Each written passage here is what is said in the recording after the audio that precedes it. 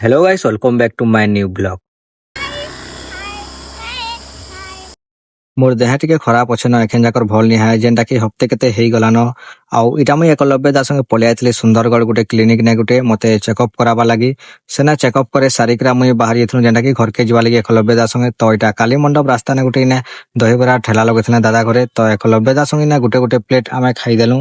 खाई सारनु आ गाड़ी के साइड आड़े पार्किंग कर देथनु का करी कोले टिके थका लागुथला बसी मन लागुथला तो इना बसी देथनु आ एकलव्य दास संगे कथाबार्ता लागी देली आ बहुत लोग कहसन मुई जज हचे कहसी बोले से माने मते कहसन जे तू ठकु छुबो कहसन एक्चुअली मुई सबखन खुश थेसी बोले लोग माने जानि नि पानत आ इटा घर के फेरुथनु बोले इटा जेनटा कि भाई बर दुकान नेके तांकर मुई हेलमेट नेथली तो इना वीडियो बनथली बोले तो से चेहरा के लुके दउथला आ मेडिसिन एते थोड़े देछन तो का कहबी जे देखि पारथबो के थोड़े देछन जे मते ज्वर भी धरी छे आ कथा लागसी बोले थोड़े थोड़े मोर आवाज टा अटकी सी जे ताकि भल से कथा लागि नि है अटकी अटकी कथा लागि सी बोले एते थोड़े मेडिसिन लेखि